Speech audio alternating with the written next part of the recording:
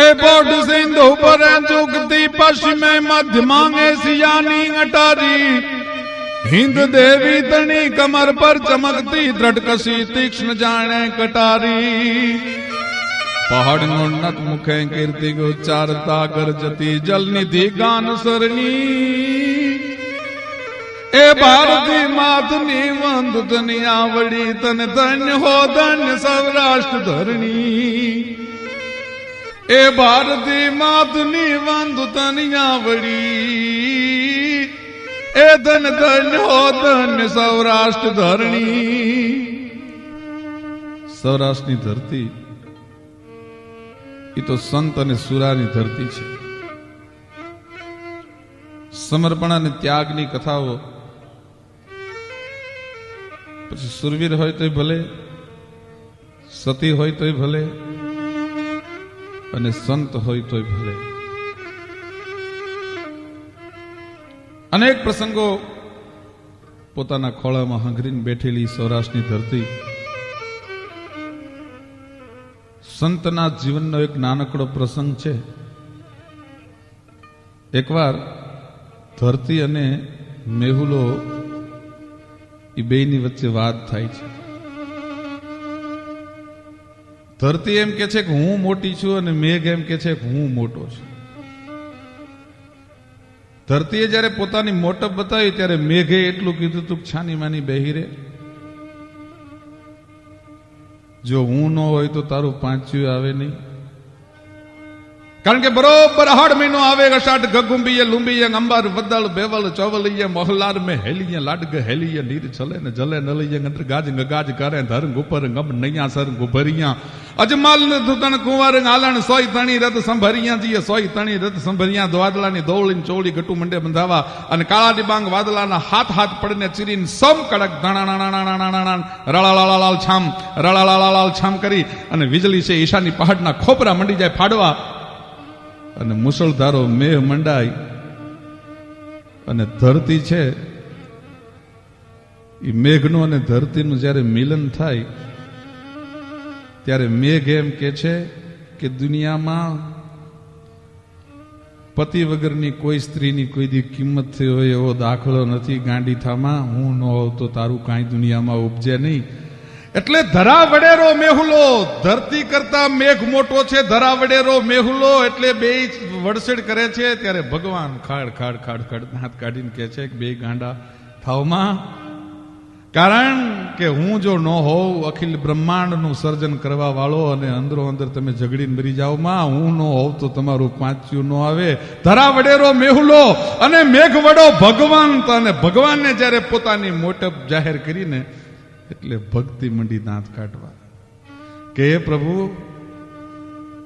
જો અમે તને મોટો બનાવી અમે તને દુનિયામાં રૂડો બનાવી અને ઉજળો બનાવીને જગતના નાથ અમે તને મોટો કર્યો છે ભક્તિ એમ કહે છે કે જો હું ન હોઉં તો હે નાથ તારી કોઈ કિંમત નથી ધરા વડેરો મેહુલો મેઘ વડો ભગવંત અને ભગવંત છે ભક્તિ વડી ભગવાન કરતા પણ ભક્તિ મોટી છે અને ઈ વાત જ્યારે કવિએ સાંભળી ને ત્યારે કવિ દાંત મીંડો કાઢવા ગાંગલી થામા ગાંડી થામા કારણ તારું એકલું કાંઈ દુનિયામાં ઉપજે નહીં એકલા તું મંજીરા વગાડી હગ નહીં એકલો તું રામસાગર વગાડી હગ નહીં પણ તને ગામો ગામ દેશે દેશ ઉજળી કરી અને તારા નામનું કીર્તન કરી પરમાત્માના નામનું કીર્તન કરી અને તને અને પરમાત્માને બેને જે ઉજળા કરે છે એ જગતમાં સંત જો ન હોય તો તારી કોઈ કિંમત નથી ધરા વડેરો મેહુલો મેઘ વડો ભગવંત ભગવંત સે ભક્તિ વડી અને ભક્તિ વડેરા સંત અને ભગવાન ભક્તિ ધરતી અને મેહુલો આ બધાય કરતા સંતને કવિએ વધારે મોટપ આપી છે અને એના માટે કવિને લખવું પડે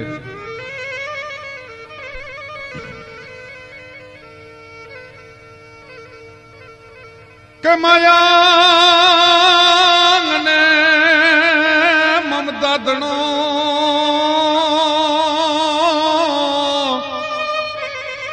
અરે જેને હૃદય ને લાગ્યો ઈ રોગ પણ દુનિયામાં આવા સંત સમરવા જો અરે ગીતો જો દિવસ જો ઉગતે ઈ દાદવા પણ જેને માયા અને મમતા તણો ઓલો રૂદેન લાગ્યો ઈ રોગ. માયા અને મમતા થી પર થઈ ચર્મચક્ષુ બંધ થઈ જાય, અંતરના કવાટ ઉઘડી જાય અને ત્રિલોકના નાથની હારે મંડે વાતું કરવા. વેલેરા પધારજો હરી સંતોની વારે, ભજનની ઠોર લાગે. અખિલ બ્રહ્માંડનો નાથ જેની આટીએ વલે ઈ સંતો સૌરાષ્ટ્રમાં જન્મ્યા છે, ઈ સંતો સોરઠની ભૂમિ ઉપર જન્મ્યા છે. સત્ય ઘટનાનો એક પ્રસંગ કેવો છે. સંતને કવિ એમ કે છે કે સંતની પાસે જાઓ, દૈહિક દૈવિક અને ભૌતિક, એકવાર સાચા સંતના શરણમાં માથું મૂકી દો અને માં જેમ જનેતા જેમ માથે રોતા બાળકને હાથ ફેરવે એમ જો સાચા સંતનો માથે હાથ ફરી જાય તો ત્રિતાપથી માણસ કંટાળેલો હોય, થાકેલો હોય, એ માણસના ત્રણેય તાપ છે એ એમ કહેવાય છે કે બંધ થઈ જાય. પણ માં અને સંતમાં ફેર એટલો છે, અમારો કવિ એમ લખે છે કે એક ડગલું મેં આગળ જો જા જનની થી જગ સંગ. માના મીઠા ખોળામાં જેમ બાળકને નીંદર આવી જાય, માનો મીઠો હાથ ફરતો જાય, એમ સંત છે એ માની સાથે કવિ કે સંતને સરખાવે છે. પણ સંત અને જનેતામાં ફેર એટલો છે, કવિ એમ કે છે કે સંત એક ડગલું જનેતા કરતા આગળ છે. કઈ રીતે કે એક ડગલું મેં આગળ જો જનની થી જગ સંત. એ માં સુરાવે ને સંત જગાડે. માં છે એ રોતા બાળકને સુરાવી દે છે, અને સંત છે એ માયની મોહની નીંદરમાંથી જગાડી દે છે મને તમને. એ માં હુરાવે ને સંત જગાડે. એકલા જગાડે એમ નહીં, પણ પાછા ભેળવી દે ભગવંત સંતોનો. એ સંતોનો સ્વભાવ છે જેવો, એ જનેતાની ગોદ ના જેવો. સંતનો પ્રસંગ. સંત કોને કહેવાય? ધાંગધ્રા વિસ્તારનું ધ્રોમટ ગામ 50 વર્ષ પહેલા બનેલી સત્ય ઘટના છે. ધ્રોમટ ગામમાં અત્યારે જેમ યુવાનોને ફિલ્મી દુનિયાનો ક્રેઝ છે, એક્ટરોનું જેમ આકર્ષણ છે, એની પાછળ ગાંડ પણ છે, એમ એ વખતે મનોરંજનના કોઈ સાધનો નહોતા અને ભવાયા રમવા માટે આવે. અને એ ગામમાં દર વર્ષે ભવાયા રમવા આવે અને ભવાયા રમે ને ભવાયાને રમતા જોઈ, એક એક પાત્રને રમતું જોઈ અને એ ગામના એક 20-22 વર્ષના જવાનને એમ થાય કે મારે એકાદો પાત્ર ભજવવું છે, મારે એકાદ ખેલ કરવો છે, મારે એકાદ કોઈ નાટકમાં કોઈ એક ભવાય વેશમાં મારે રમવું છે. એમ એને હૈયામાં કોડ થયા કરે ને ભવાયાને વાત કરે ત્યારે ભવાયા એટલું કે એક ભલા માણા અમારા માટે સંવાદો તૈયાર કરવા પડે,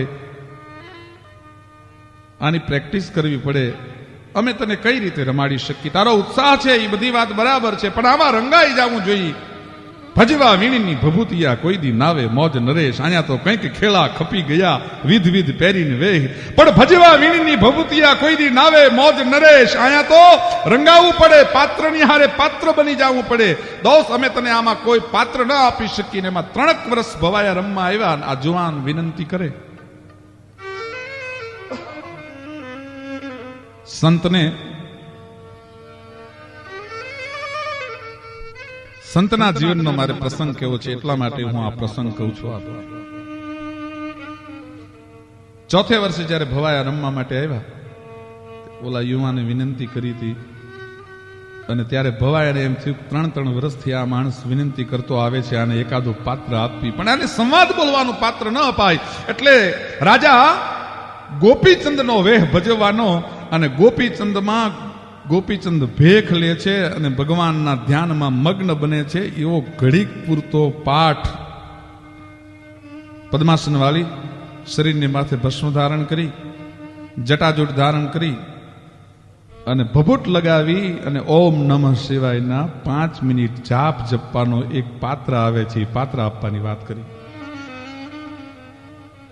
પણ ભાઈ આયા બરોબર ભવાયા એ પાત્ર એને આપ્યું, ખેલ શરૂ થયો અને આના જે પાત્રનો વારો આવ્યો એટલે જુવાને પંડ કંચન લટ પિંગલી હલકે ખપર હાથ, આ તો અતર ખંડથી ઉતર્યો જાણે કોઈ ભવ કાટણ ભવનાથ, કેંદો જટાજૂટ કેંદો મુંડન કી માલ.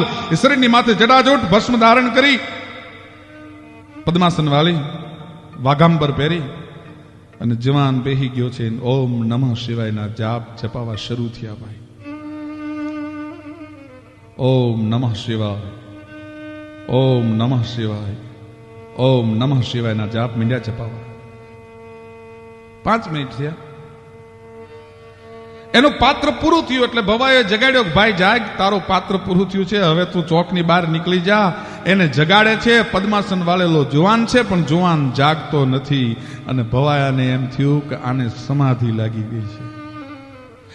5 મિનિટમાં હૃદયથી પરમાત્માનું નામ લીધું, હયાથી પરમાત્માનું નામ લીધું. પૂર્વનો કોઈ શ્રાપિત આત્મા સંતનું ખોળિયું મૂકીને આવેલો, ઈ એને જાગૃતિ થઈ ગઈ.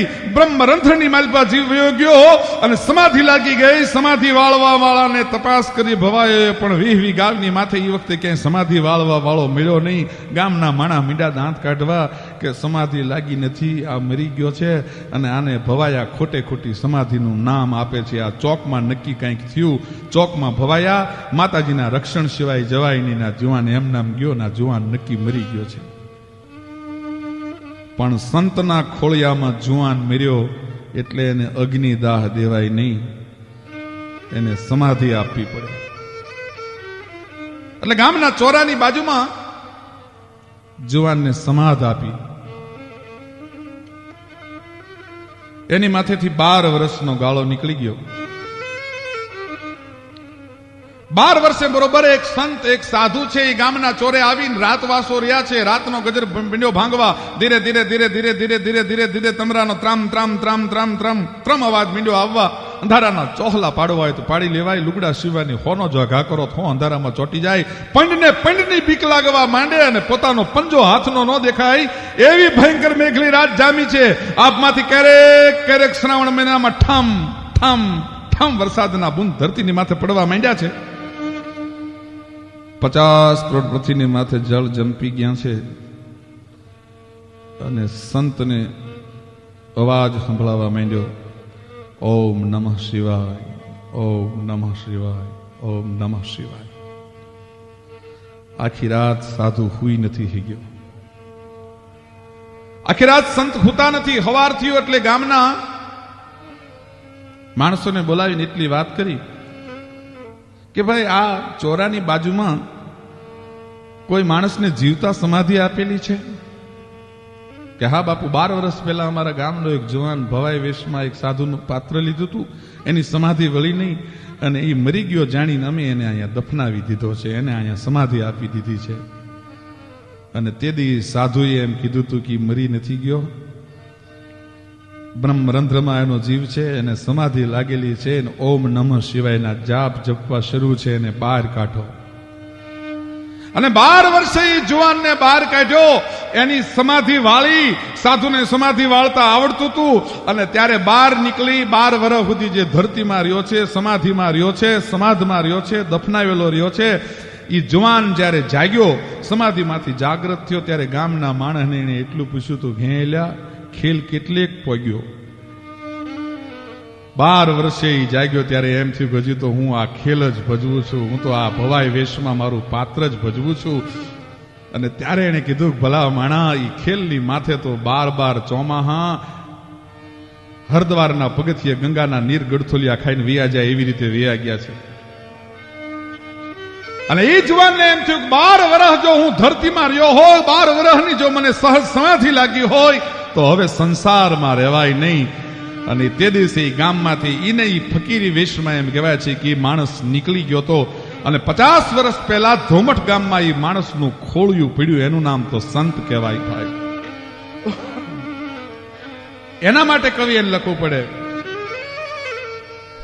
પણ ધરા વડેરો મેહુલો અને મેઘ વડો ઈ ભગવાન પણ ઈ તો ભગવંત સે ભક્તિ વડી અરે ઓલા ભક્તિ વડેરા ઈ સંત એનું નામ સંત કહેવાય એનું નામ સાધુ કહેવાય અને આવા તો ઘણા દાખલા છે પણ એ ધાન્ય ધરાસો રટ બલી અમણી રતન પાક તાંગાવા જા રતન પાક તાંગાવા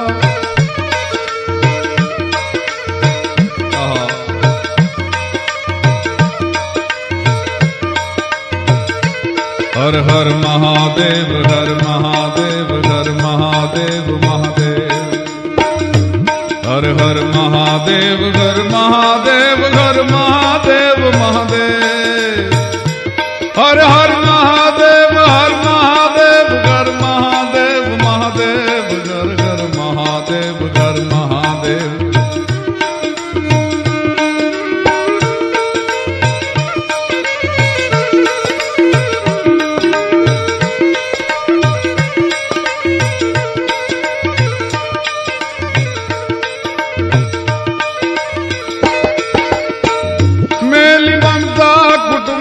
बार भूली भई दीद मृत नेंडार भूली भई दीद मृत नेंडार